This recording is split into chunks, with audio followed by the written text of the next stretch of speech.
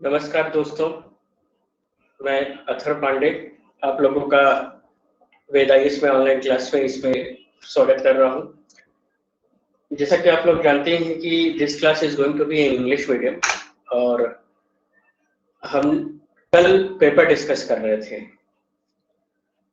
विनीता जी जुड़ गई हैं, तो इसमें जो सिलेबस कल हम डिस्कस कर रहे थे उसमें हम शायद 5th पॉइंट तक पहुंचे थे। 5th या 6th पॉइंट था।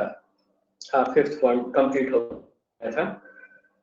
तो आज हम आगे का सिलेबस ट्राई खत्म कर देंगे इसको। कुछ क्वेश्चन आपको पूछना है? No sir. क्योंकि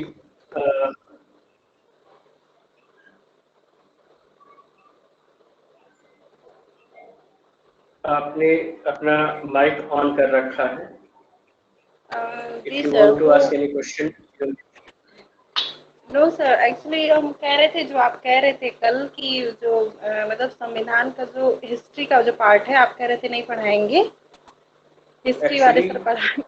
I am operating this class on laptop, तो इसमें साउंड आउटकमिंग वाली प्रॉब्लम है अभी थोड़ी सी, क्योंकि हमारे पास स्पीकर आउट सोर्सेज वाला नहीं है, इसलिए हम टू वे कम्युनिकेशन नहीं कर पाएंगे। ओके सर, कोई प्रॉब्लम नहीं। तो स्टार्ट करते हैं। ठीक, ओके सर। 6 पॉइंट से पार्लियामेंट एंड स्टेट लेजिस्लेचर। इसमें parliament, we have to study about the parliament. Parliament का मतलब क्या? पार्लियामेंट बनती कैसे है? अरे अकेले एक वो जो बिल्डिंग बनी है वो पार्लियामेंट की बिल्डिंग है, बट पार्लियामेंट होता क्या है? लोकसभा, राज्यसभा, प्रेसिडेंट, इन तीनों को हमें कंबाइन रूप में पढ़ना है। पार्लियामेंट में क्या आ जाएगा? लोकसभा। लोकसभा में क्या आ जाएगा? पूरा पॉलिटिकल पार्टीज का, prime minister, council of minister, ये सब कंप्लीट आ जाएगा। तो ये हमें पूरा पढ़ना है। इसमें आपको सिलेबस में देख ले अगर, तो कहीं आपको प्राइम मिनिस्टर, प्रेसिडेंट और इसके बारे में कहीं नहीं दिया है, लेकिन ये इनडायरेक्ट है। क्यों? क्योंकि आपको पार्लियामेंट दे रहा है। पार्लियामेंट का मतलब क्या है? आपको पूरा राज्यसभा पढ़ना है, पूरा लोकसभा पढ़ना है और पूरा प्रेसिडेंट पढ़ना है। उसका एक प्रेसिडेंट से रिलेटेड जो जो बॉडीज हैं, जैसे जितने एक्ट हैं, जितने, जैसे कि प्रेसिडेंट क्या करता है, प्रेसिडेंट को पावर फंक्शन क्या है, कौन उसको रिमूव कर सकता है और कौन उसको वोट कर सकता है, और जो एंग्लो इंडियंस उसके द्वारा चुने जाते हैं वो कब उसको हटा सकते हैं, कब नहीं वोटिंग कर सकते हैं। तो ये सब चीजें आगे हम इसमें प्रेसिडेंट जब पढ़ेंगे तो उसमें पढ़ेंगे इसको। ये मतलब ये पूरा पार्लियामेंट के अंदर में ही आता है। सीएजी हो गया, क्यों सीएजी हम क्यों पढ़ेंगे? इलेक्शन कमीशन क्यों पढ़ेंगे? क्योंकि ये सब प्रेसिडेंट और पार्लियामेंट से रिलेटेड है। तो इसमें कहीं ये चीजें दिया नहीं है, लेकिन हमें पढ़ना है। अगर हम कह दें हमें सिर्फ पार्लियामेंट पढ़ना है, पार्लियामेंट का क्या मतलब? हम सिर्फ संसद पढ़ करके छोड़ दें, संसद में उसकी मीटिंग देखेंगे, प्रोसीडिंग देखेंगे, खत्म हो जाएगा। लेकिन इतना नहीं, सिलेबस बहुत बड़ा है और हमें उसको पूरा समझना है। वही सेम चीज स्टेट लेजिस्लेचर में करना है। क्या? इसका स्ट्रक्चर पढ़ना है, फंक्शनिंग पढ़नी है, कोड ऑफ बिजनेस पढ़ना है, उसका पावर पढ़ना है, सब चीजें सेम जैसे सेंट्रल में हमने पढ़ा ठीक उसी तरह हमें स्टेट में पढ़ना है। और पूरा, क्योंकि स्टेट में भी तो अलग अलग चीज है ना। सेंट्रल में आपका सेंट्रल इलेक्शन कमीशन है, स्टेट में स्टेट इलेक्शन कमीशन है, यहाँ पे सीएम है, वहां पे पीएम है, पूरा सभी, मतलब आप समझ गए होंगे इतना। तो अब आगे का देखते हैं नेक्स्ट पॉइंट, क्योंकि आज सिलेबस हम सोच रहे हैं जल्दी से खत्म कर दे तो आगे हम शुरू करें पॉलिटी। क्योंकि आपका देखिए हम इसमें रखे हैं स्टार्टिंग से, बहुत फास्ट नहीं चलेंगे, बहुत स्लो नहीं चलेंगे, नॉर्मल एक चलेंगे, क्योंकि this class is not your 100 days class. ये आपका कंप्लीट कोर्स है पॉलिटी का, प्री क्रम मेंस का, और ये कम से कम 4 से 5 महीना जाएगा। एक एक बॉडी, एक एक चीजें, क्योंकि आपको हमें इसमें न्यूज भी बतानी है। जैसे कल हमने न्यूज वाली जो क्लास ली थी न्यूज़पेपर में, उसमें कुछ इश्यूज ऐसे आए थे जो कि नॉर्मली देखा जाए तो, जैसे आपका ये था एक पॉपुलेशन वाला मुद्दा था। तो पॉपुलेशन वाला अभी इस पे नए रूल और रेगुलेशन बन रहे हैं। असम ने अभी एक रूल बनाया है कि 2 बच्चों से ज्यादा जिसके होंगे उसको गवर्नमेंट जॉब और वो इलेक्शन नहीं लड़ पाएगा। इस तरह के यूपी में भी चल रहा है, लेकिन अभी कुछ लोग अपोज कर रहे हैं। तो ये सब अपने पॉलिटी के हम इसको क्यों देखना है, ये न्यूज क्यों इम्पोर्टेंट है, क्योंकि पहली चीज पॉलिटी से रिलेटेड है, दूसरा न्यूज़पेपर में आई है। अब अगर यूपी अगर आप दे रहे हैं या इंडिया का ही यूपीएससी का पेपर देंगे तो एक टॉपिक आता है जनसंख्या नगरीकरण का, तो इसमें जनसंख्या वाला जो पोर्शन है इकोनॉमिक्स का पेपर 3 भी है, उसमें ये आपका सेक्शन जाता है पॉपुलेशन वाला, कि पॉपुलेशन को कंट्रोल करना, उसकी प्रॉब्लम्स को दूर करना, ये सब क्या क्या है। अब जैसे उनका कल ड्रॉबैक क्या था असम वालों का, हमने पढ़ा था जो अगर ना हो देखी हो क्लास तो आप उसको देख लें, बहुत ज्यादा बड़ी क्लास नहीं है ये। हम करेंगे क्या से, ज्योग्राफी से, हिस्ट्री से, इकोनॉमिक्स से, साइंस टेक्नोलॉजी, डिजास्टर से, आईआर से छोटे छोटे टॉपिक उठाएंगे, 3 से 4 टॉपिक पर डे लेंगे 10 से 15 मिनट के। वो टॉपिक हम सिर्फ आपको न्यूज़पेपर से बताएंगे कि इस पे क्वेश्चन बनेगा, और अगर आप यूपीएससी दे रहे हैं तो आपके लिए बेनिफिट है, और पीसीएस में भी आएगा। और इस टॉपिक से जो बताएंगे, इस टॉपिक से पर्टिकुलर क्वेश्चन बनेगा। ये पर्टिकुलर टॉपिक जो है आपका हिस्ट्री से रिलेट करता है, ज्योग्राफी से है, कहाँ से कैसे, कई चीजें हमने 3 टॉपिक शायद कर लिया था, तो वो तीनों टॉपिक आप उसको, अगर ना हो तो वीडियो शायद यूट्यूब पे चला गया होगा, आप उसको देख लेंगे तो उसमें समझ में आ जाएगा आपको कि हमें करना क्या है। जैसे हम पढ़ते हैं कि कल एक टॉपिक था घड़ियाल के बारे में, तो उड़ीसा गवर्नमेंट उस पर बहुत ज्यादा रिसर्च कर रही है, उसमें साइंस एंड टेक्नोलॉजी कैसे आ रही है भाई। घड़ियाल को मॉनिटर करने के लिए उन्होंने रेडार सिस्टम लगा रखा है, सब पे चिप्स लगा रखे हैं, तो ये क्या है, टेक्नोलॉजी का ही सहारा ले रहे हैं ना, रेडार से, रेडियो वेव से। दूसरा, घड़ियाल जो है वाइल्ड लाइफ सेंचुरी एक्ट 1972 का जो शेड्यूल 1 है उसमें आता है हाईली इंडेंजर्ड स्पीसीज में। तो क्वेश्चन जैसे आप अगर ना देखें तो पीटी में भी ये क्वेश्चन पूछ लेगा कि रिसेंटली उड़ीसा गवर्नमेंट ने घड़ियालों के लिए जो एक प्रोग्राम चलाया है उनकी सेफ्टी के लिए, वो programme wild life century act 1972, मतलब जितना आपको पता है उतना दे रहा है उसमें, कि किस शेड्यूल में आता है, या इस तरह करके उसको उल्ट पलट भी सकता है, इस तरह के क्वेश्चन पूछेगा वो। तो वाइल्ड लाइफ सेंचुरी एक्ट क्या है, ये एक पार्लियामेंट का प्रोसीजर था, अभी भी ये लॉ है, तो लॉ के अंडर में कहाँ चला गया, इन्वायरमेंट इकोलॉजी में भी चला गया क्वेश्चन। तो कई चीजें, पॉलिटी एक ही जगह नहीं है, पॉलिटी कई जगह है, बस आपको उसको ओपन माइंड से समझना है कि न्यूज़पेपर में जो न्यूज है वहीं से क्वेश्चन उठेगा, और बाकी कहीं से नहीं पूछने वाला है, लेकिन न्यूज़पेपर में भी क्या इंपॉर्टेंट है वो हम लोग आपकी मदद कर देंगे। अब एग्जैक्ट हम मान के चलिए कि पिछली बार जब ऑफलाइन क्लासेस चलती थी तो वहां पे ये करंट अफेयर्स की हमारी क्लास थी, तो उसमें अभी ये 20 वाले में near about 27 question current affairs के जो हमने बताए थे, एग्जैक्टली हूबहू क्वेश्चन नहीं, उससे आगे पीछे मिलता हुआ ठीक वही क्वेश्चन पूछा था, जिसमें से 5-6 क्वेश्चन हूबहू वही थे। सेम 27 जो क्वेश्चन थे वो वही टॉपिक थे जो हमने पढ़ाए थे ऑफलाइन क्लास में। सब ताजुब कर रहे थे कि आया कैसे, और हम खुद भी ताजुब कर रहे थे। और ये कोई ताजुब की बात नहीं है, अगर आप रेगुलर न्यूज़पेपर पढ़ोगे तो आप खुद कर लोगे कि जब न्यूज़पेपर, भाई आपने न्यूज़पेपर पढ़ रखा है, सारे पॉइंट वाइज आपने आंसर लिख रखे हैं, अपने नोट्स तैयार कर रखे हैं न्यूज़पेपर से कि ये चीजें हमें, जैसे कि हमने ये जो आपको 3 पॉइंट बताएंगे, ये 3 पॉइंट करना क्या है, इसको आप नोट डाउन कर लो। अगली बार जब आप पढ़ोगे तो इस पे क्वेश्चन संडे को जो टेस्ट सीरीज होगी, वो इस टेस्ट सीरीज से आपको क्वेश्चन मिल जाएगा। दूसरा, इसमें कुछ छोटे छोटे सोशल इश्यूज हैं, जैसे आपका पॉपुलेशन वाला मुद्दा है, तो इसकी एक स्पेशल क्लास होगी 20 से 25 मिनट की, जिसपे हम आपको एक लेक्चर वाइज सीरीज में भी डॉक्टर अमित सर दे दें या फिर डॉक्टर आर्य सर दे दें या हम दे दें, एक लेक्चर अपने अपने सब्जेक्ट का सब लोग लेक्चर वाइज सीरीज दे देंगे। जैसे अभी चल रहा था एशियान देशों का कुछ समिट चल रही है म्यांमार के अगेंस्ट में, तो अब इस पे भी ऐसी इसी तरह के सब कुछ आएगा। अब ये इंपॉर्टेंट क्यों है ये न्यूज, अभी ये न्यूज़पेपर वाले में बताएंगे। अभी पहले पॉलिटी से हम रिलेटेड सिलेबस खत्म करें, क्योंकि बहुत बड़ा सिलेबस है, तो इसी एक ही टॉपिक को एक्सप्लेन करते रहेंगे तो बहुत ज्यादा टाइम लग जाएगा। अगला चीज देख ले, स्ट्रक्चर और हम इसको जल्दी में खत्म कर रहे हैं, एक ब्रीफ बता रहे हैं, बाकी चीजें तो हम आपको एक्सप्लेन करेंगे। Structure, organisation, function of the executive and judiciary, ministries and department of government, यानी कि हमें मिनिस्ट्रीज पढ़नी है, जितनी मिनिस्ट्रीज हैं सब छोड़ना कुछ भी नहीं है। क्यों?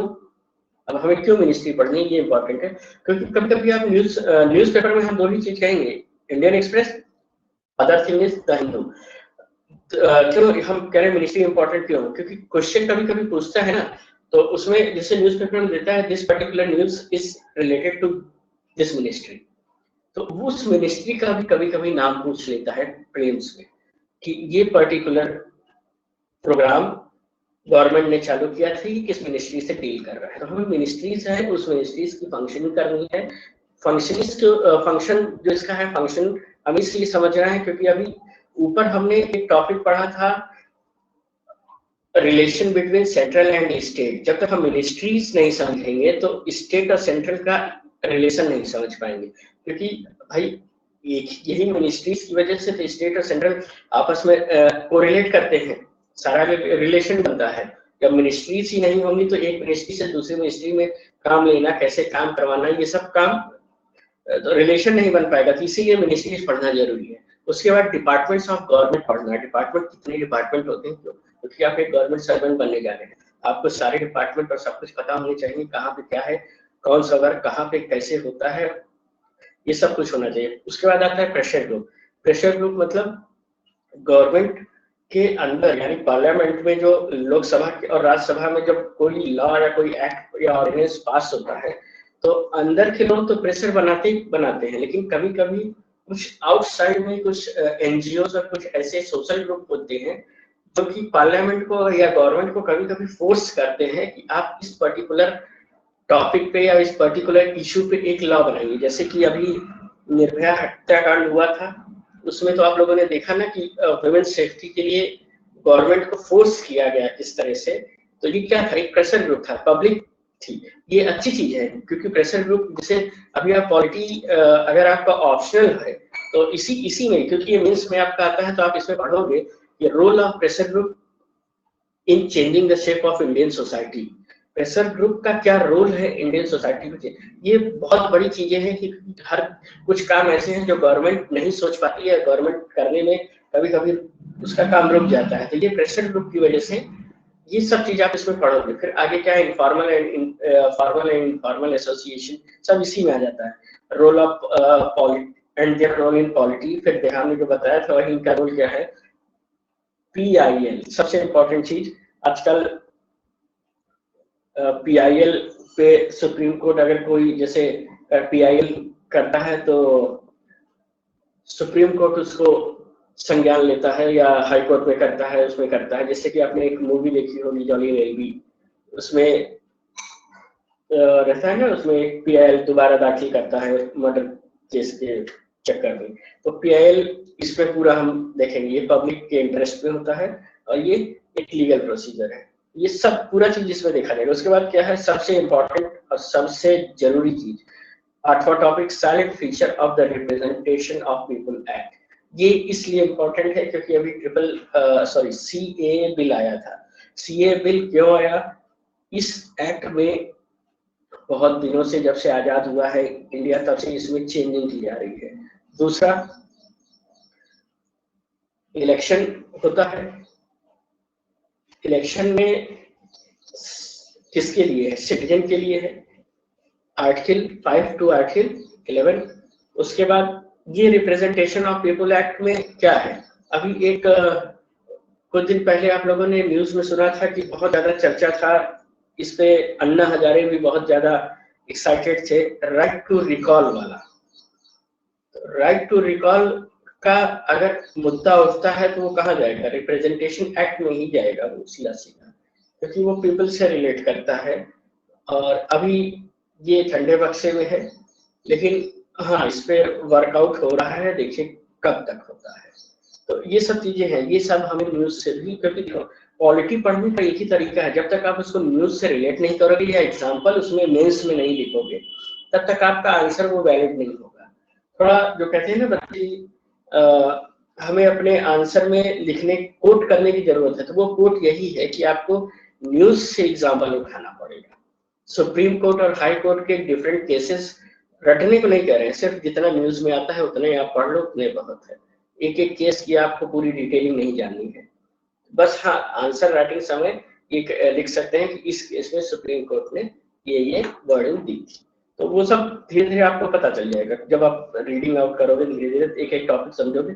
इस इतना करने के लिए आपको बेस तैयार पहले होना चाहिए। पहले पूरी पॉलिटी आप पढ़ डालो, पूरा कॉन्स्टिट्यूशन पढ़ डालो उस, क्योंकि अगर हम आपको बताने लगे, हम आपको एक जैसे कुछ पढ़ा रहे हैं, हमने आपको बताया आर्टिकल 143, तो अब आर्टिकल 143 क्या है, अब हम अगर ये एक्सप्लेन करने बैठेंगे तो आप पॉलिटी हम पढ़ा चुके, तो लेकिन शुरू में तो हम आपको बताएंगे, लेकिन जब मेन क्लासेस होगी पूरी तो हम ये नहीं बताएंगे कि अब जैसे कि हम सीधा डायरेक्ट यही समझाएंगे कि भाई आर्टिकल 143 के अंडर में ये आता है ना, अटॉर्नी जनरल है, ये है और इनका ये फंक्शन है, ये कर सकते हैं। तो अब आर्टिकल 143 या आर्टिकल 368 और आर्टिकल 32 सुनते ही आपके दिमाग में पूरा आ जाना चाहिए ये पर्टिकुलर आर्टिकल इससे रिलेट कर रहा है, तभी आप आगे उसको लिख भी सकते हो। तो नेक्स्ट चीज है appointment of to various constitutional post, power, function and responsibility. अब इसमें अपॉइंटमेंट, इसमें क्या आ जाएगा, पूरा आपका कॉन्स्टिट्यूशनल बॉडीज आ जाएगी, नॉन कॉन्स्टिट्यूशनल बॉडीज आ जाएगी, इसमें सब कुछ आ जाएगा, जितनी जुडिशरी बॉडी है सब इसमें अपॉइंटमेंट में सब आ जाएगा। और नीचे देख लो हमने बता ही रहे थे, आ गया secretary, regulatory and various quasi judicial bodies, NITI Aayog, ये सब इसी में आ जाएगा। 9, 10 सब दोनों कंबाइन है, इसमें नीति आयोग हो जाएगा। इसका नाम पहले योजना आयोग था, उसके बाद सब चेंज कर दिया गया, अब 5 ईयर प्लान भी खत्म कर दिए गए, काफी चीजें हैं। ये क्यों किया गया, खत्म करने से, उनको लागू करने से क्या बेनिफिट थे, खत्म करने से क्या बेनिफिट है।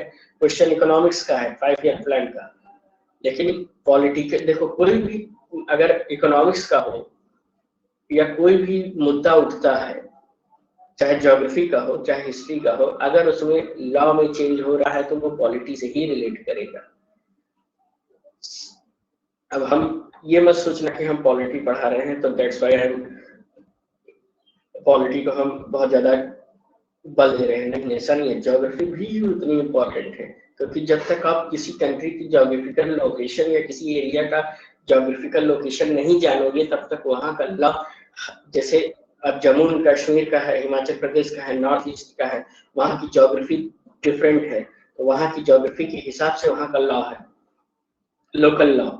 तो इसलिए हमें ज्योग्राफी भी बहुत ज्यादा इन्फ्लुएंस करती है। तो ये सब चीजें हम आपको न्यूज़पेपर में समझाएंगे।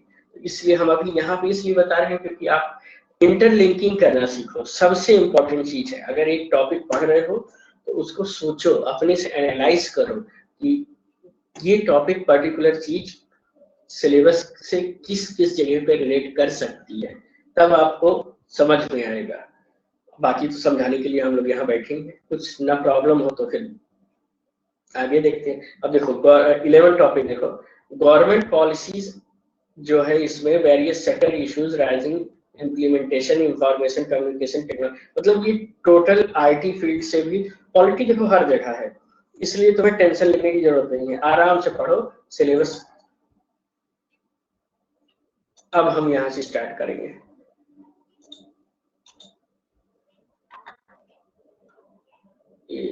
ये रहने ये है, हाँ ये तो रह गया था।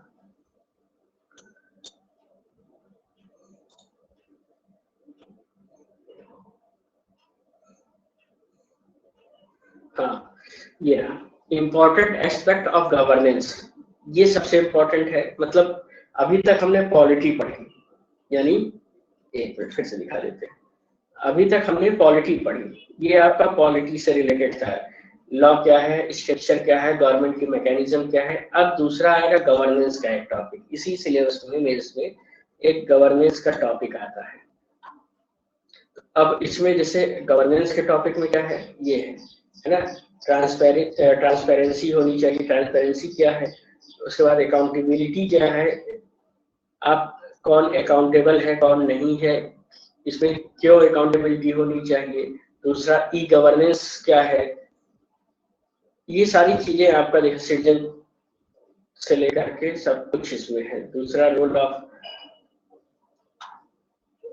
ऑफ सिविल सर्विसेज, इसको इतना एक्सप्लेन करने की हम अगर करें तो हमें जरूरत नहीं लगती, क्योंकि नॉर्मली ज्यादा आप लोगों का वही चीजें हैं जो कि हमने पहले भी बताई थी, सब कुछ पॉलिटी से ही रिलेटेड है। पूरा मेंस का सिलेबस है, जैसे कि गवर्नमेंट एनजीओज के बारे में है जो हमने अभी वेरियस ग्रुप्स के बारे में बताया था, वेलफेयर स्कीमें हैं, सब है इसी में। जो अब इसमें जो थोड़ा नीचे आ जाए तो सबसे इम्पोर्टेंट चीज जो है वो आता है, ये यूपी का सिलेबस है मेंस का। तो इसमें इम्पोर्टेंट चीज क्या आता है, सबसे इम्पोर्टेंट यहाँ से शुरू होता है आईआर।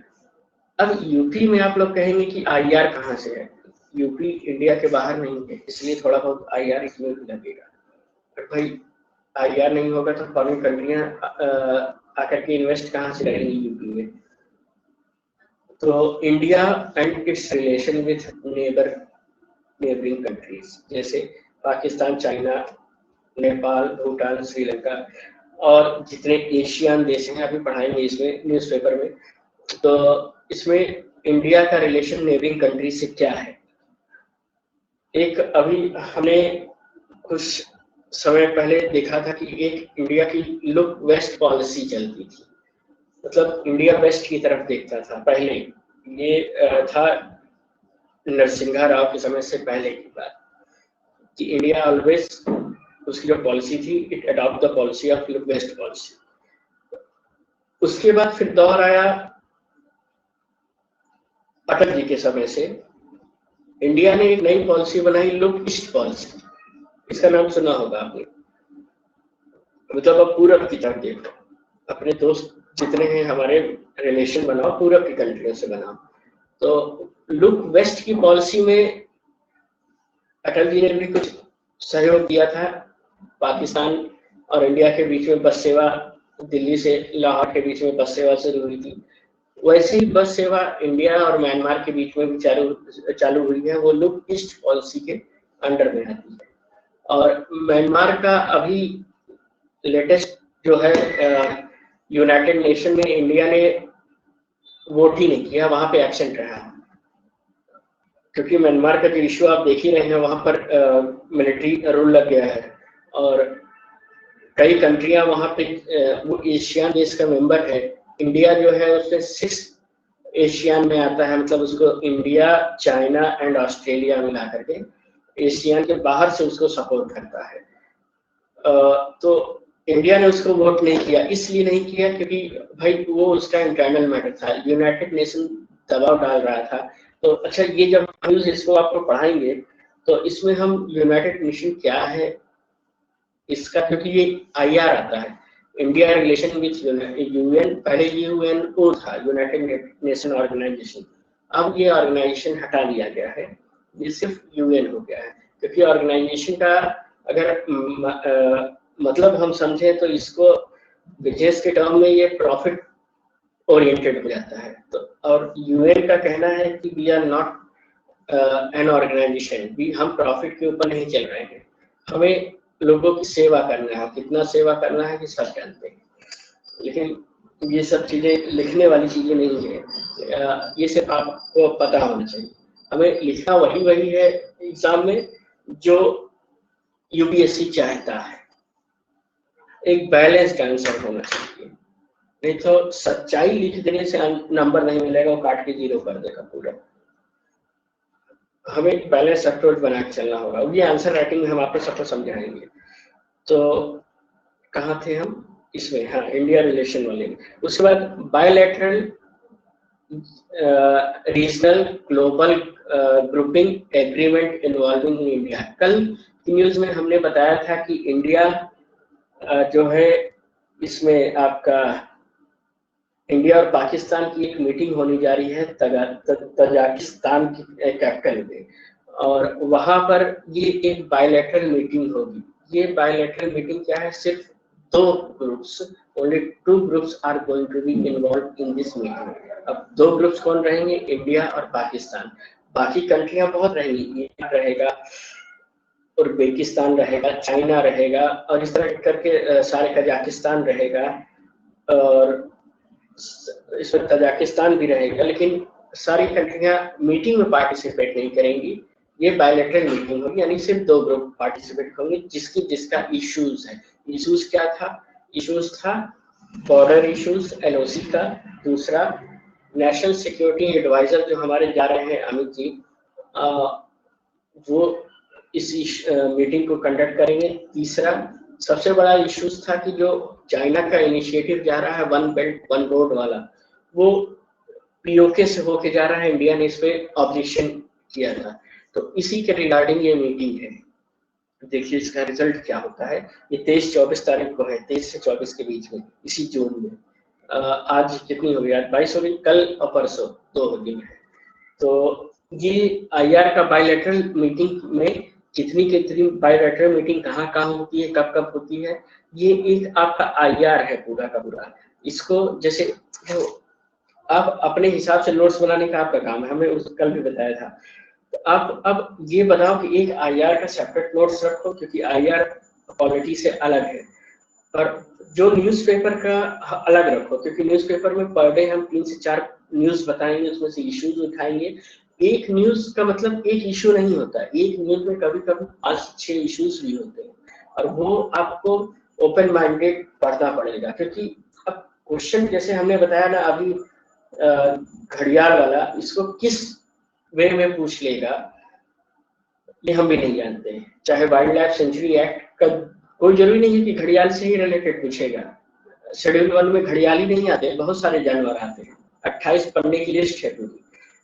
तो आपको नॉर्मली बस मोटा मोटा पता होना चाहिए शेड्यूल 1 में क्या है, कैसे है, और क्या क्या होता है। ये सब ये चीजें हम सिर्फ हिंट करेंगे, और कुछ लेक्चर बना करके इश्यूज पे दिया जाएगा आपको। तो इससे आपकी बहुत भाई, हिंट करने का मतलब क्या है, समझदार के लिए इशारा काफी है। आपको अब पूरा हम बाकी समझा ही रहे हैं। करंट अफेयर्स की क्लास आपकी चलेगी ही अमित सर की, और हमारी न्यूज़पेपर की क्लास से आपको हेल्प मिल जाएगा। जो करंट आप पढ़ोगे उस क्लास का, उस करंट से क्वेश्चन कैसे बनेगा और उसको किस सब्जेक्ट में ले जाना है, ये आपकी बहुत बड़ी मदद मिल जाएगी। और अगर आप यूपीएससी दे रहे हो तो आपकी अक्टूबर का जो पेपर देना, तो जो हम जिस तरह से बता रहे हैं इस तरह से आप एक बार पढ़ के देखना।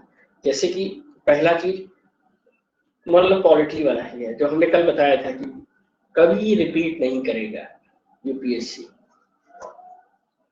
आप नियर अबाउट 13 से 2013 से, जब से ये चेंजिंग हुई है सिलेबस में, 13 से लेकर के 2020 तक का प्री का क्वेश्चन पेपर रखें, ठीक। कुछ मत करो, सिर्फ उसमें पॉलिटी की न्यूज देखो आप, और बाकी सेक्शन अभी स्किप आउट कर दो, सिर्फ पॉलिटी की न्यूज देखो। जो क्वेश्चन 13 में पूछा होगा, क्वेश्चन मतलब मान लो अगर उसने पार्लियामेंट से क्वेश्चन रिलेट किया, ठीक है, पार्लियामेंट से उठाया सीएजी से, ठीक, सीएजी का क्वेश्चन अगर उसने 2013 में पूछा है, तो पार्लियामेंट से फिर सीएजी से दोबारा क्वेश्चन 14-15 में नहीं पूछा होगा, 16 में आके वो पूछेगा। तो इसका मतलब क्या है, अगर हम 21 की तैयारी कर रहे हैं, तो अगर जो जिस टॉपिक से उसने पिछले साल पूछा है उसको डायरेक्टली स्किप कर दो, ये स्मार्ट तरीका है, क्योंकि वो उस टॉपिक से पूछेगा ही नहीं। हाँ, अगर तभी पूछेगा अगर वो पर्टिकुलर इशू या टॉपिक बार बार न्यूज में आ रहा है। तो इसका हम बना के एक दिन आप लोगों को डिस्कस करेंगे कि किस किस टॉपिक से 100% को क्वेश्चन पूछेगा ही पूछेगा, और कौन कौन से टॉपिक से क्वेश्चन आने ही आने हैं। तो ये हम बना के आप लोगों को एक दिन देंगे, हमारे पास स्ट्रक्चर बना हुआ रखा है, क्योंकि एक ये बहुत बड़ा रिसर्च का काम है, इस पे महीनों लगे हैं तब जाकर के ये रिसर्च हुआ है कि अगला क्वेश्चन इसी टॉपिक से आना ही आना है। ये चीज ओपन नहीं की जाती है, क्योंकि ये सिर्फ हम आपको एक गेस वर्क की तरह बता रहे हैं, लेकिन हम ये नहीं कह सकते कि हूबहू वही आएगा, क्योंकि ये इलीगल भी है। तो हाँ, क्वेश्चन हम आपको बना के फ्रेम कर देंगे। हम एक प्रोग्राम इसमें ले आएंगे जो कि प्रीलिम्स के लिए लगभग 100 क्वेश्चन आते हैं, तो 100 क्वेश्चन की टेस्ट सीरीज, 5 टेस्ट सीरीज हम देंगे, और उन 5 टेस्ट सीरीज में current affairs, polity, history, geography, economics सब कुछ होगा और 500 क्वेश्चन आपके पास आएंगे और उन 500 क्वेश्चन में से आपका फंसना ही फंसना है, क्योंकि अरे क्वेश्चन कहाँ से आएगा भाई? न्यूज़पेपर से ही आएगा, करंट अफेयर से ही आएगा, इसके बाहर से ये यूनिवर्स में से तो ले नहीं आएंगे, आएगा तो यहीं से ना। तो क्यों संभव नहीं है कि क्वेश्चन हम पहले से ही बना करके रखें एक गेस्ट वर्क की तरह और वो 100% गेस्ट वर्क हमारा काम करे?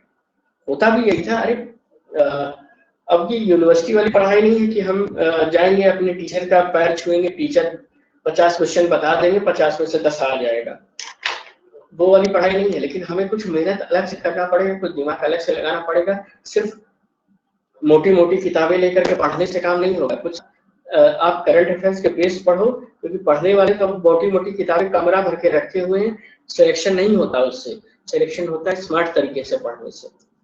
तो जो हम समझाना चाहते हैं आप लोग समझ गए होंगे। आगे देखते हैं, अभी इसमें बचे हैं। फिर ये तो आपका हो गया कि IR का effect of policies and politics on developed and developing countries on India's interest, ये सबसे इम्पोर्टेंट है। मतलब अगर जैसे अमेरिका में है H1 वीजा के बारे में आप लोगों ने सुना था, वहां की पॉलिसीज बनती है कि इंडियंस को या फॉरेनर्स को हम नहीं आने देंगे, चाहे जिस काम के लिए ना आने दें। तो क्यों है ये पॉलिसी? कहाँ बन रही है? फॉरेन कंट्री में बन रही है, लेकिन उसका असर कहाँ हो रहा है? इंडियंस पे हो रहा है ना। या यूके में कोई लॉ बनता है कि हम इंडियंस को नहीं आने देंगे या इंडियंस को भगा दो, या कनाडा में या अमेरिका में इंडियंस के साथ मिसबिहेव होता है, मारपीट होती है, या किसी और कंट्री में होता है, क्या होता है? डायरेक्ट असर यहाँ होता है ना। इंडिया के इंटरेस्ट में क्या आ जाता है? कुछ नहीं। तो ये कैसे है, क्या है, ये भी हमें देखना पड़ेगा कि कितने इंडिया का इंटरेस्ट कहाँ पे है। सबसे इम्पोर्टेंट चीज ये इंडियन डायस्पोरा वाला जो टॉपिक है, ये बहुत इम्पोर्टेंट है। इसमें यूनिवर्सिटी इन डाइवर्सिटी वाला है ना, यूनिटी इन डाइवर्सिटी वाला, ये पूरा आता है। उसके बाद इम्पोर्टेंट इंटरनेशनल इंस्टीट्यूशन, जब ये टॉपिक चलेगा तो आपका इम्पोर्टेंट जैसे कि G7 हो गए, G20 हो गए, G4 हो गए, इस तरह का जितनी समितियां हैं, और आपका सार्क हो गया, एशियान हो गया, ये सब आपका इसमें पढ़ाएंगे। नाटो हो गया, कई चीज है इसमें, UN भी आएगा। तो ये इसका फंक्शन क्या है, कब बना, कैसे। अब इसके बाद दूसरा आता है इम्पोर्टेंट चीज कि जितनी एडमिनिस्ट्रेटिव पॉलिसीज हैं उत्तर प्रदेश से रिलेटेड। अभी तक तो आपने पूरा संविधान पढ़ा, पूरा IR पढ़ा, लेकिन अगर आप यूपी दे रहे हैं तो नौकरी तो आपको यूपी में ही करनी है। तो यूपी स्टेट के बारे में भी तो कुछ जानना है, वो यहाँ पर उत्तर प्रदेश गवर्नमेंट ने सिलेबस में एक्स्ट्रा जोड़ दिया है। और करंट अफेयर्स और न्यूज इवेंट, ये जो था करंट अफेयर्स आपका वही न्यूज़पेपर से है। क्यों इसको क्यों जोड़ा गया? वही जो हम अभी तक बता रहे थे, सब कुछ आपको न्यूज़पेपर से ही क्वेश्चन पेपर होगा। हाँ, अभी एक चीज हम मान सकते हैं कि मेंस के क्वेश्चन का अभी वो लेवल नहीं है जो UPSC पूछ रहा है। UPSC की बात कर रहे हैं। UPSC को उस लेवल को कैच करने में अभी टाइम लगेगा। कितना टाइम लगेगा ये हम नहीं कह सकते, लेकिन अभी टाइम लगेगा। एक UPSC एक हाईली एडवांस बॉडी है, जो कि क्वेश्चन लेवल, आप उसका मेंस का क्वेश्चन भी देखोगे पॉलिटी का, तो आपको हवा ही नहीं लगेगी ये क्वेश्चन आया कहाँ से। लेकिन अगर आपने, वही कह रहे हैं, मैगजीन भूल जाओ, मैगजीन तो पढ़ने की बात की चीज है। न्यूज़पेपर ही साल भर का पढ़ करके उसमें से पॉइंट वाइज कुछ बना लिया कि ये पर्टिकुलर टॉपिक है, हिस्ट्री से रिलेटेड है, हमें ये टॉपिक पढ़ना है। आपका ना तो मेंस रुकने वाला है, ना तो प्रीलिम्स रुकने वाला है, ना तो इंटरव्यू रुकने वाला है। तैयार क्या करना है? आपको अपना ऑप्शनल सब्जेक्ट तैयार करना है। जो आपका अगर UPSC दे रहे हो तो 500 नंबर का, PCS दे रहे हो तो 400 नंबर का, ऑप्शनल साइड में रख करके तैयार कर लो।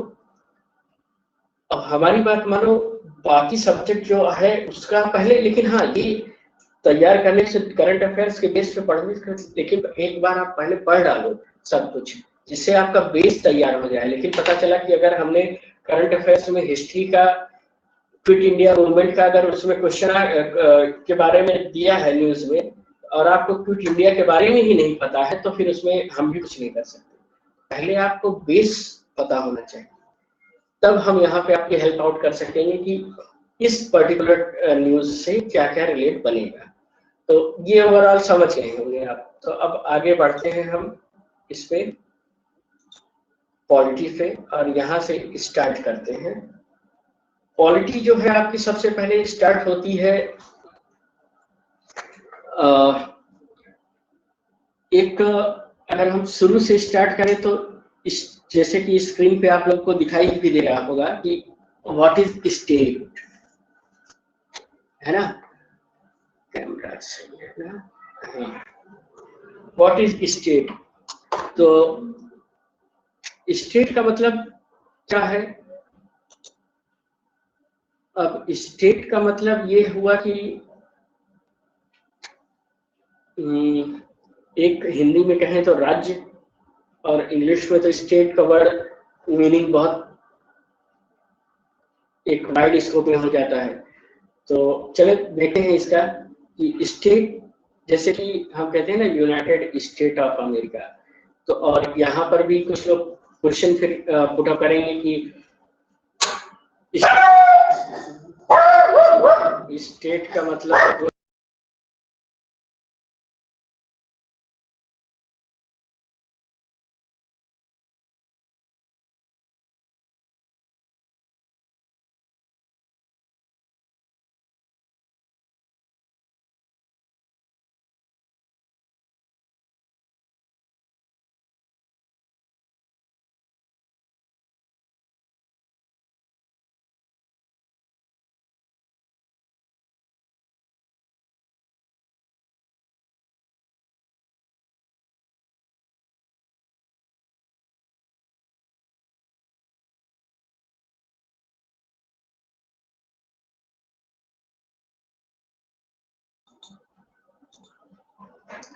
घर से क्लास लेने में यही प्रॉब्लम होती है।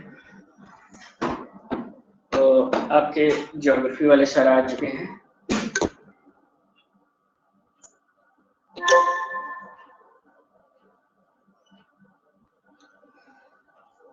चले, हाँ, तो हम ये बता रहे थे what is the state. State क्या है? तो जैसे कि इसमें लिखा है the modern term state is derived from a word status. It was Niccolo Machiavelli. Machiavelli का नाम तो आपने सुना ही होगा। 1469 से 1527 में who was the first to use this term, यानी कि he was the first। मैकविली ने बुक लिखी थी द प्रिंस, हाँ ये नीचे है भी। तो इस बुक में जो आगे का टॉपिक है आज से हम स्टार्ट कर रहे हैं। आइए सर। तो इसमें जो है कि स्टेट के पर उन्होंने किताब लिखी थी। कब लिखी थी? 1469 में लिखी थी। तो इसका मतलब क्या है कि उन्होंने राज्य के बारे में पहले ही बता दिया था। लेकिन क्या मैकविली ने बताया था तो इसका मतलब मैकविली के बताने से ही राज्य था? नहीं। हमारे यहाँ भी एक बुक लिखी गई थी चाणक्य के द्वारा, अर्थशास्त्र, जिसमें अर्थशास्त्र का मतलब इकोनॉमिक्स से ही रिलेटेड नहीं था, उसमें पॉलिटिकल मोटिव भी था, उसमें पॉलिसी से भी रिलेटेड था। किंग एक कैसा होना चाहिए, एक राजा को कैसा होना चाहिए, एक स्टेट यानी एक राज्य को कैसा होना चाहिए, चाणक्य ने भी पहले ही सब कुछ बता दिया था। तो यानी लेकिन हमारे यहाँ एक कहावत है ना कि अपने यहाँ की बातें हम कम मानेंगे जब तक उसे पेटेंट अमेरिका या यूरोपियन कंट्री से पेटेंट ना हो जाए। तो वही चीजें हैं जो वेस्टर्न थॉट्स हैं, उन्हें हम यहाँ वरीयता दे देते हैं। अरे अपने यहाँ भी नीम के बारे में सभी जानते हैं, दातून करते हैं, लेकिन जब तक अमेरिका ने नीम को पेटेंट नहीं किया यहाँ पे हल्ला नहीं बचा। पेटेंट करा लेंगे अमेरिका, तब जाकर के नीम का टेंशन यहाँ शुरू हुआ कि नीम तो हमारे देश में थी। वही प्रॉब्लम है। स्टेट का जो था इसने पहले पढ़ाया इसने। अब स्टेट रिफर क्या करता है? State refer to a unity. State का मतलब क्या है? अगर आप इंडिया का देखो या किसी भी जो स्टेट है, अभी आगे पढ़ाएंगे कि स्टेट होने के कंडीशन क्या क्या है, what are the conditions for being a state. तो आगे देखेंगे। तो पहले ये देखिए कि स्टेट में है क्या। State refer to a unity, मतलब उसमें यूनिटी होनी चाहिए। और यूनिटी किस तरह की होनी चाहिए? That unity should be a legal unity. तो लीगल यूनिटी का मतलब क्या है कि मतलब that means there should be a constitution. अगर कॉन्स्टिट्यूशन नहीं है तो वो स्टेट नहीं होगा। दैट मींस कॉन्स्टिट्यूशन कैसे होगा? There should be a government. Any no country can live without a constitution. अब जब कॉन्स्टिट्यूशन पढ़ाएंगे तो ये हम आपको समझाएंगे, क्योंकि constitution it may be a written और it may be a unwritten. जैसे रिटन कॉन्स्टिट्यूशन अपने इंडिया का है, सबसे लॉन्गेस्ट रिटन कॉन्स्टिट्यूशन है। अनरिटन कॉन्स्टिट्यूशन में ब्रिटेन का आता है। तो ये चीजें आप लोगों को इतना समझ में आ गई होगी। अब उसके बाद जो हमने बताया पहला था it refers to a unity. It refers to a unity, and that unity should be a legal, and there should be a political authority. Political authority का क्या मतलब हुआ? There should be a government, यानी जो political head उसके होने चाहिए, और political authority क्या है? Government। और that political authority regulates the outstanding relationship of a man in a society। उस जो पॉलिटिकल पार्ट होना चाहिए, अथॉरिटी होनी चाहिए, उसका एक रिलेशनशिप होना चाहिए विथ मैन। मैन का मतलब क्या हो गया? पीपल, पब्लिक, उसके साथ और सोसाइटी के साथ। तो ये स्टेट का एक छोटा सा फॉर्म था। और अब अगर इसमें देखें तो अभी आप लोग एक काम कीजिए, स्टेट के बारे में पढ़ लीजिए। बाकी सर आ चुके हैं, अगली क्लास के लिए लेट हो रहा है, तो नेक्स्ट क्लास हम आपकी कल से स्टार्ट करेंगे। अब आज से प्रॉपर क्लासेस स्टार्ट हो गई हैं। स्टेट के बारे में हमने आपको थोड़ा सा बताया है। बाकी कल हम पूरा फ्रेमवर्क पहली क्लास से ही, स्टार्टिंग से ही, और कल हम कोशिश करेंगे कि क्लासेस 8 बजे स्टार्ट हो जाए। और चलिए अब नेक्स्ट क्लास के लिए रेडी हो जाइए, क्योंकि नेक्स्ट क्लास आपकी ज्योग्राफी की है। बाकी चीजें हम आपको स्टेट के बारे में कल पढ़ाएंगे। हो सकता है कल हम ब्लैक बोर्ड भी यूज कर लें या नहीं भी यूज कर सकते हैं, वो मूड के ऊपर है। ओके, जय हिंद।